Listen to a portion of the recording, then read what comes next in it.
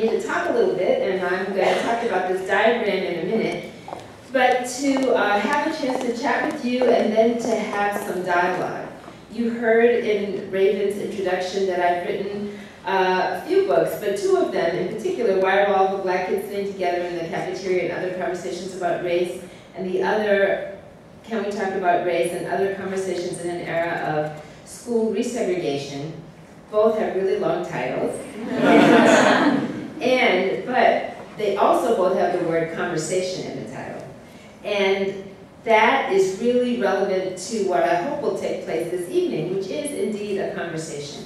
Because I know that you are thinking a lot about your classrooms, what your teaching experience has been like, what it will be like, and I want to have a conversation about some of the ideas that I'm going to present to you this evening and how that connects to your classroom experience. And I want to start by telling you a little bit about my own teaching experience. And that is to say that I went to undergraduate institution, Wesleyan University in Connecticut. I was a psychology major. I did not intend to become a college educator or an educator of any kind, actually. Maybe some of you are similar in that way. When you started out, you were majoring in something you didn't necessarily expect to be going into a classroom right after graduation, or perhaps ever. But when I decided to go to graduate school to work on my PhD, it was with the idea that I would be a therapist. I wanted to become a PhD clinical psychologist, work as a therapist with children and families. That was my objective. When I got to graduate school, I had the opportunity as part of my graduate school stipend to serve as a teaching assistant to a member of the psychology department, and I was a teaching assistant for a course on the psychology of the family and some other courses, and I enjoyed that, but still my mind was on becoming a therapist. And I did all the things one does to become a therapist, and indeed became licensed as a clinical psychologist, and did for a time do private practice and work in counseling centers, etc. But, here's the but. When I was just at the point of finishing my PhD, I got married and moved to California, and my husband and I lived in Santa Barbara. He was teaching at the University of California, Santa Barbara. And I was trying to finish my dissertation. And I started working in the Campus Counseling Center at UCSB, and again, on track to do what I was planning to do, which was to be a therapist. When I got invited to teach a course in the Black Studies Department of UC Santa Barbara, they had a course entitled Education and the Black Child.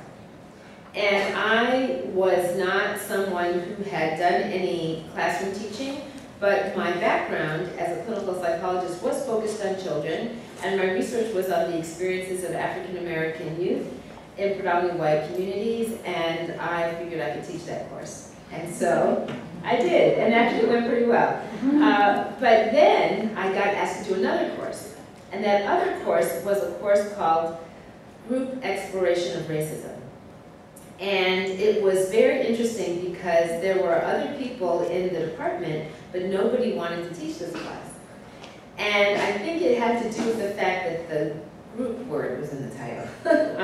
It wasn't intended to be a lecture class. It was intended to be a class that allowed for a lot of discussion, a lot of group process, experiential in nature. And while I had never taught a course on racism, as a clinical psychologist, I had been trained to facilitate groups. So I thought, how hard could it be, right? I thought I would take that up. So some of that confidence came from the fact that I was young. If I had really thought about it, I might have been a little more nervous about teaching this course on Group Exploration of Racism. But nonetheless, I read other people's lesson plans. The person who had designed the course had come to the department and had since moved on to another job, but left some lesson plans behind. I looked at those lesson plans. I looked at some resource materials. I put together this course. And at the end of the semester, of what was a very powerful learning experience for me as well as my students, I got evaluations on my end-of-year teaching evaluations that said things like, "This course has changed my life," everyone should take this course. This is the best course I've ever taken at UC Santa Barbara. And all of that had very little to do with the fact that I was good at it. In fact, I would say the first time I did it, I wasn't really good at it. But what was empowering for people was the opportunity to talk about a subject that you don't really get to talk about very often. And that was to have a whole semester worth of conversations about the issue of race in our society and how racism plays itself out. And for many people, they said, this is really the first time we've had this opportunity to have this kind of conversation. And it's such an important conversation. I think everyone should be having this conversation. Well, even though I had not planned to be a college professor or a classroom teacher of any kind, I was on track to be a therapist, what I found was that that feedback, that feeling of really having made a difference in the lives of those 25, 30 people in my class was really powerful. And so I did it again, and again, and again. And I taught it probably 9 times at UC Santa Barbara in a period of about 3 years. It was like a trimester. I was teaching it every semester. And so at the end of when my husband and I got ready to leave California, I left that teaching experience really confident that it might be more important to do that than be a therapist. And that is really how I got into becoming a college professor. So I started looking for jobs that would allow me to do that, and I interviewed at my first tenure track position at a small state college in Massachusetts. And when I went to my interview, they wanted someone to teach courses like child development and the psychology of the family course and theories of personality. And all of those things were things that I knew how to do based on my graduate school training. But I said, well, I can do those things, but if I come here, I would really like to teach a course on the psychology of racism. How would you feel about that? To which the response was basically, if that's what you want to do, you know, everybody gets to teach an elective. If that's what you want to teach, I think we can work that out. And so I started teaching it at that institution, and I was there for 6 years, and then I went on to Mount Holyoke, and I taught it at Mount Holyoke, and until I became president, I basically taught it for 20 years. And I know that you have read, am I right, a portion of Why Are All the Black Kids Sitting There in the Cafeteria? And if you have read, depending on how much of it you've read, but if you've read some portion of that book, you know probably that a lot of what's in that is influenced or inspired by my teaching experiences of teaching this course on the psychology of racism. I tell you all of that by background, as by way of background, to say that it became a very important part of my professional identity to do this course. And after I started doing the course, one of the things I started to ask my students in my class, I found, interestingly, that when you teach about racism, something happens to your students. They get depressed. And so, because it's a tough topic and it's painful, whether you are a person of color or whether you identify as white, there are feelings associated with learning this material that is hard for people to process, makes it hard. And so I found that, you know, halfway through the semester, people would stop coming to class. I found that, you know, I asked students to keep journals. They would write in their journals about how sick they were of the subject. They didn't want to see any more films about it. They, you know, were having an emotional response. And as I studied that process using my psychology hat, I came to understand that you needed to give people this information in 3 parts. And the 3 parts are what, so what, and now what. What is race? What is racism? How does it operate in our society? How do we understand that? So what? So what does it mean? What does it mean in terms of how I think about myself, my sense of identity? You know about that in terms of racial identity. What does it mean in terms of how other people view me? So what does it mean in terms of how we interact with each other? And then now what? Now what do we do about it? You know, what do we do to interrupt what is clearly dysfunctional in our society? So what, now what? And what I have learned is that the same thing that was true in my course, was true in my book, is true in this talk. That we have to have 3 parts. What, so what, and now what. And so because the now what is what helps people get past that feeling of being immobilized by the information. Now what? How am I going to use this? What does this mean for me? So, what I have up here on this screen behind me is a diagram which is really about all three parts. What, so what, and now what. But I want to talk you through it and then talk about the implications for the work that you all are doing as Teach for America Corps members. So I'm going to just step aside here a minute. And if you can, if I'm not standing in my own way, let's start at the top left here, where it says early years. This cycle, if it had a label, might say the cycle of racism.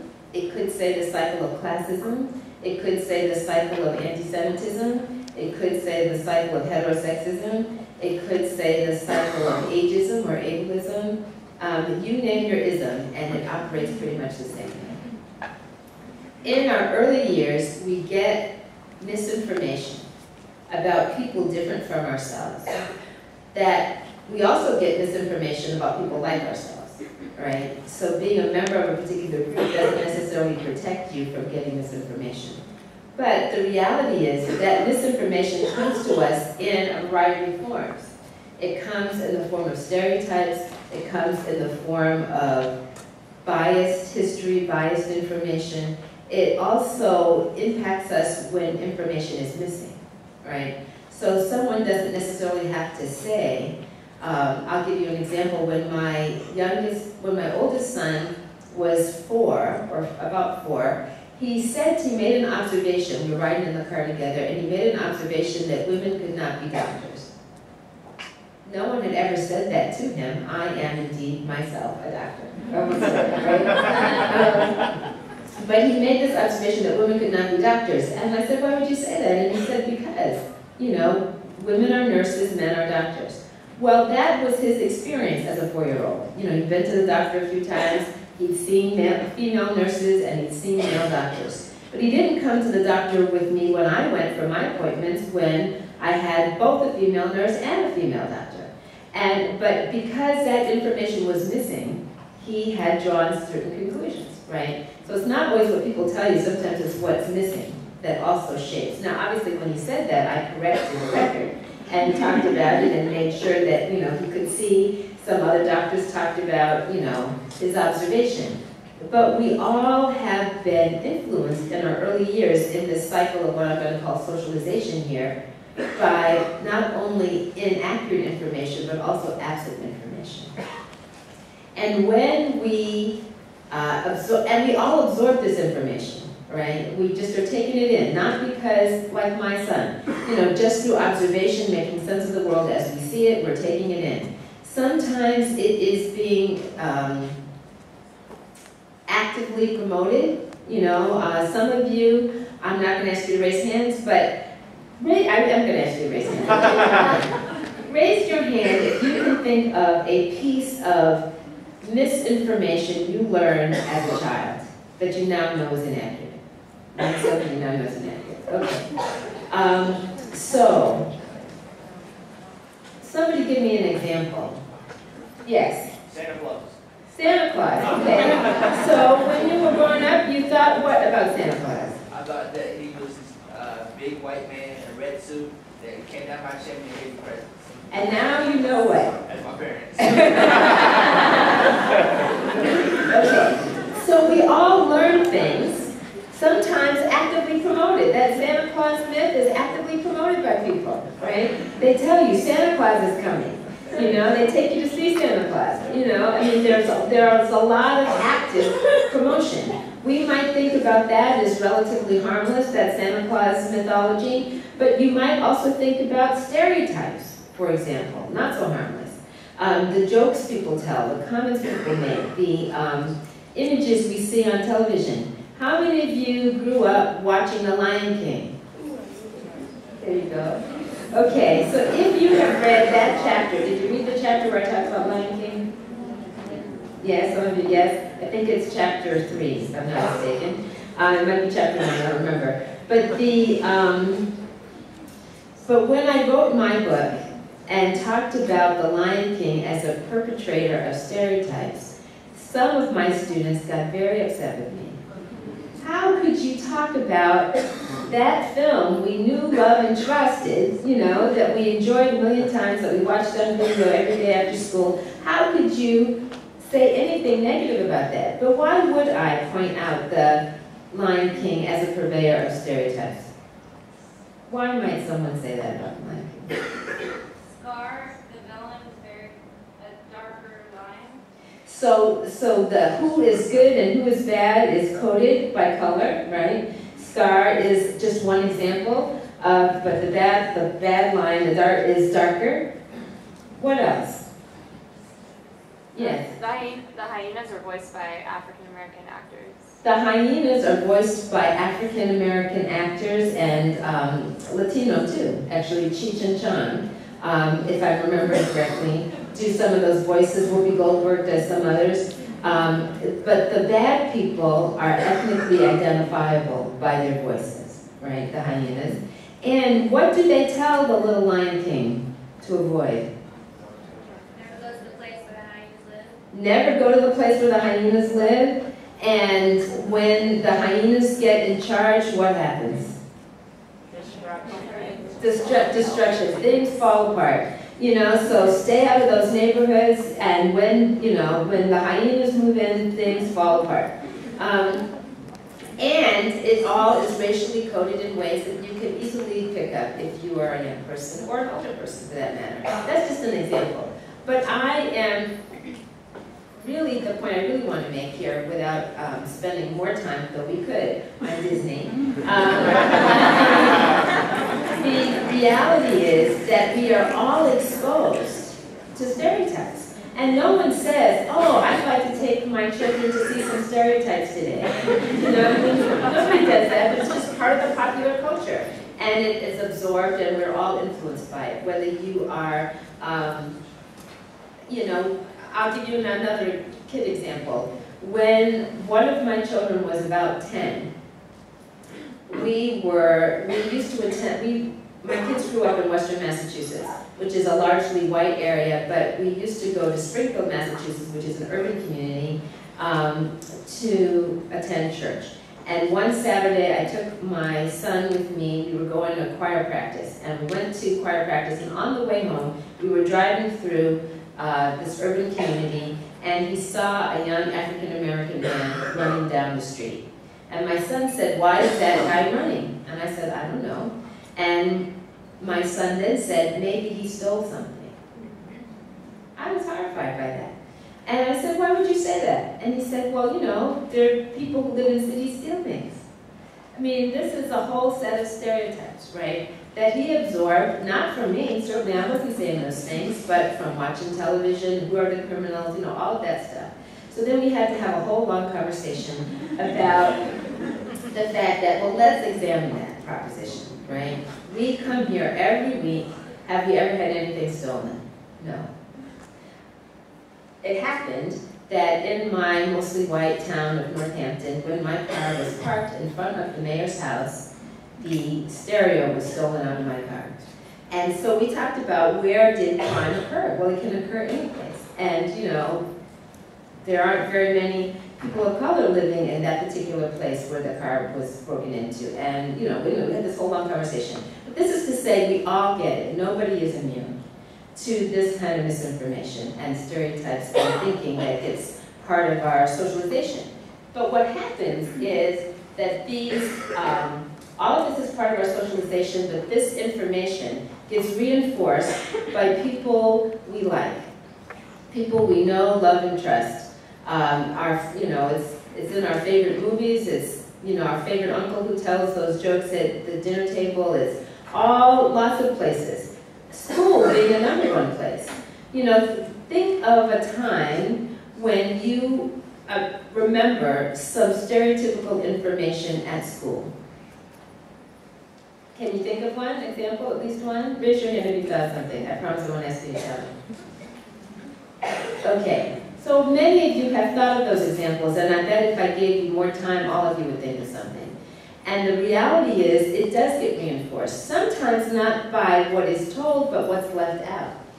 So there's an example in my book, you may recall, of a conversation I had when I was teaching that course at UC Santa Barbara on the group exploration of racism, where we were talking about the way cultural racism gets reinforced by not only stereotypes and distorted information, but by omission. And there was a young woman who was giving as an example the fact that she was going to be a high school English teacher, she hoped, and yet as an English major at that institution at that time, she had never been introduced to books written by people of color. All the authors that she remembered learning about in her English classes were white writers. And she said, how am I going to teach a more multicultural literature if I haven't learned it myself? And we were having that conversation when one of the students in the class made the observation, it's not my fault black people don't write books. Now this is a ridiculous statement, but think about your own learning experience. When you've made an observation in class, you are usually not thinking to yourself, I'd now like to say something really ridiculous. He said it because it seemed to make sense to him. He thought it was true. Not because anyone had said to him, class, there are no black writers, or class, there are no Latino writers, or no Asian American writers. He thought it because he hadn't been exposed to any. They'd been omitted. And so our schooling process reinforces that misinformation that we get early on in our lives, and we start to internalize it. Which brings us to this bottom circle, where it says we all participate, white people and people of color. We have internalized the process. We tend to view the misinformation as truth, like the young man in my class. We come to see difference as not different but equal, but difference as wrong or abnormal.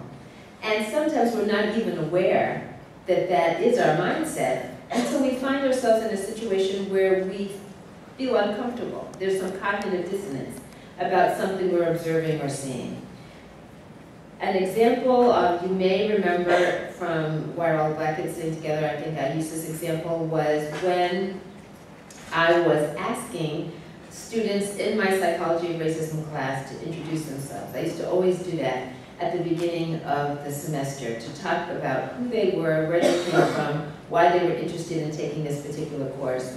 And I asked them to introduce themselves very specifically in terms of their racial and ethnic and sometimes socioeconomic background. And one young woman who was of European ancestry was not quite sure what to say when it was her turn to speak. And she said, I'm just normal. And what did she mean by that? Did she mean everybody else was just abnormal? Not really, but she hadn't thought about herself in racial or ethnic terms. What she recalled was that she grew up in a very homogeneous community, and so she was just like everybody else, and therefore just normal. But that language illustrates a kind of way of thinking which all of us, to some degree, struggle with. So this cycle, what is being described as a cycle, is a pattern of socialization, and I talk about it that way because it easily gets reinforced. We tend to teach the way we were taught. We tend to parent the way we were parented. To use the example that I talked about of the young woman who wanted to be an English teacher, high school English teacher, she was saying, how am I going to teach something different when I haven't learned something different myself? You know, she went to her professor, she said, why is it that we are having this conversation and we're talking about writers of the 20th century and we don't have any writers of color on the list? Her professor, it was very courageous of her to ask the question, and he was very honest in his response. He said, I'm teaching the writers I studied in graduate school. He was teaching what he'd been taught. And so it's easy to see how this cycle repeats itself. The implication of the cycle is this, that it is very difficult for us to interrupt it without becoming conscious of it. So I'm going to now ask you just a few questions. Again, this is like a hand-raising thing. You don't have to volunteer any information except for this. I want you to think about an early race-related moment in your life. positive, negative, doesn't matter what kind of moment, but something that you clearly remember as a race-related moment. And now, raise your hand if you've thought of something. Okay, so now I want to know how old you are. And so you can just call it out. 4? 5. So far I've heard 4, 5, 7, and 8. Anybody younger than 4? How old? 3. Okay, anybody younger than 3? It's hard to get much younger than 3 and remember. But, okay, so as young as 3, anybody older than 8? 10? 15? 16. Anybody older than 16?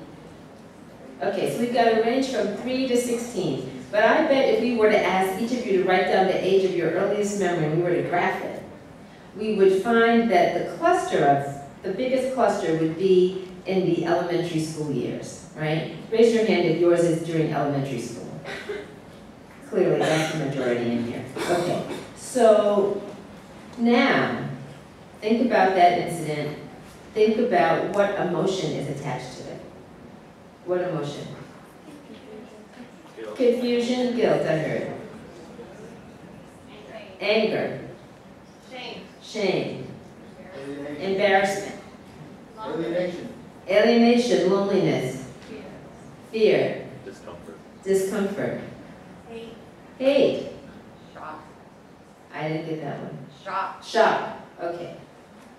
So we've heard just a few words here, and we could go on longer, but we don't need to, I don't think. We've heard fear, alienation, loneliness, discomfort, shame, shock, anger, hate. I mean, strong words, discomfort, words that are all uncomfortable, would you say? I mean, nobody said delight, joy, happiness. You know, they're all words that are uncomfortable.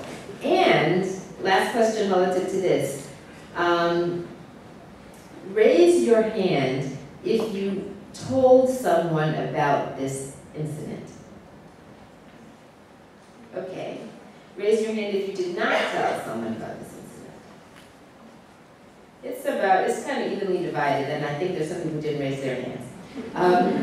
But the fact of the matter is, if you know young people, 4-year-olds, 5-year-olds, 6-year-olds, 7-year-olds, when they are upset about something, angry, hate, shocked, embarrassed, they are likely to reveal that. You know what I mean? They're likely to tell you about it. So we have to wonder, why is it that many of you, maybe half, many of you said you didn't tell anybody, even though that's around the age range that you probably were. So why would a kid who usually reveals things, because that's what kids that age do, not reveal this? Embarrassment. The parent. Parents. So you want to say more about I mean, like it was something that my father had said, so who was I going to tell? Okay, so the parent is the source of the confusion. And that's often, people often say something like that. So if it's your parent who did or said the thing that's confusing you, who are you going to tell? Right? You know, you're going to be puzzled by that, but you're not going to have anybody to process it with. Embarrassment, as in what will happen, you know, I'm too embarrassed to tell you. Or, you know, maybe you just don't have the words to articulate it, but there's something not quite right, right? Many people have had this experience in the way that I just talked about, and when you have grown up with experiences that you feel that are both uncomfortable but you don't think you can talk about for whatever reason, it becomes harder as an adult to have a conversation about that, because you start to feel like, I'm not supposed to talk about this. I'm not supposed to mention it. You're not supposed to talk about it. It's just, you know, something silent in the room, the elephant in the room. Which is why when I started teaching my course on the group exploration of racism, my students had such relief to be able to say, at last, we get to talk about that elephant. And that is part of what's going on when we talk about leadership and diversity and what that means, because if we've got an elephant in the room that we've learned, all of us, many of us, not to talk about, and now we're in a situation where it is impacting what we do, and yet we have no habit for talking about it, it becomes really challenging. And when it gets challenging, what happens when you talk about it is that the cycle becomes obvious. You know, you become aware of the cycle in a way that you weren't aware before, and that brings us to the words in the middle. So in the middle of my diagram, it says feelings engendered. This is not meant to be an exclusive list, but some of the words overlap with the words we heard. Anger, guilt, confusion, alienation. When people become aware of this cycle, many people will experience anger or guilt, confusion or alienation, or all of the above, sadness, embarrassment, all kinds of things. And because these feelings are uncomfortable, there's a way in which we might prefer not to notice. If I don't notice, I don't have to feel those things. If you don't talk about it, I don't have to feel those things. And so there's a conspiracy of silence, what we might call a conspiracy of silence. But how can you interrupt a cycle if you don't know it's there? How can you address it if you don't talk about it? And so that's one of the reasons why I got so convinced by my students' response back in 1980 when I first started teaching that class, which is now, you know, a long time ago, 32 years ago. The reality is that I said we need to talk about this, and not only do we need to talk about it, that's the so what, I mean the what, and understand what it's doing to us, that's the so what, but we also have to talk about how we interrupt it, which is the now what. And when we think about the mission of Teach for America and providing access to high quality education for all students, that is a major cycle interrupter. That is certainly a cycle interrupting activity. The fact of the matter is that this little arrow right here is labeled in two ways. It says dissonance. When you realize that there's a problem and it's a problem, and you want to do something about it, you're experiencing dissonance. You're saying to yourself, this is not right. I need to do something about it, right? There's that discomfort that comes from a recognition of a problem. But how do you interrupt the cycle? Well, we're going to talk a little bit about that. But when you take a step toward interrupting it, it puts you on the path of social change, which is the words at the bottom, the path of social change. Now, the reality is, cycles are not easily interrupted. They are not easily interrupted.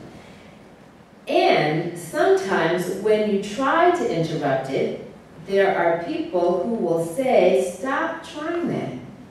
Stop doing that. Because, one, they're trying very hard not to pay attention to the cycle.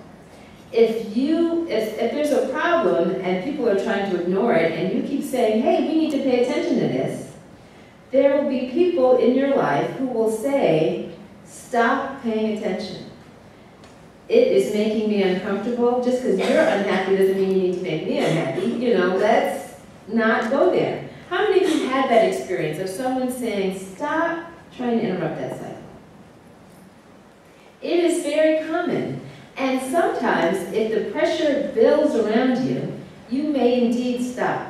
You may indeed say, you know, it's not worth the effort. Or, you know, I tried and those people weren't very nice to me. Or, you know, I did this thing and it backfired. It didn't seem like it was working and maybe my friends were right in the first place. You know, maybe the schools are messed up because parents don't value education and, you know, all the things that you might hear to justify educational inequities.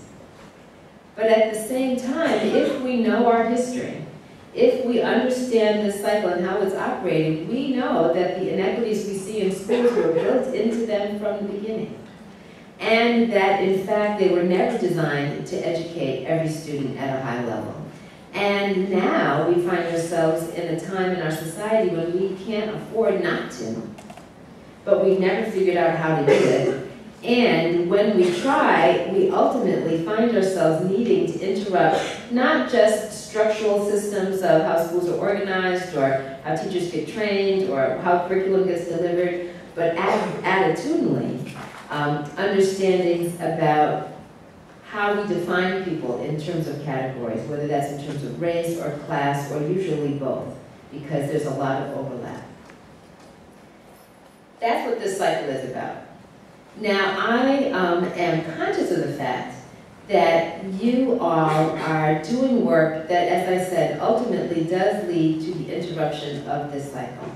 But before I pause to talk a little bit more about that and open the floor for questions, I want to see if there are, is this clear? Does this make sense? Is it making sense to you? Okay. So I have been talking, as I look at my watch, about 45 minutes. So I think it's a good time to stop and open the floor for thinking about how does this apply to the work you all are doing and the questions you have. Shall we start with that? We should. Okay. And actually, I'm going to say over here,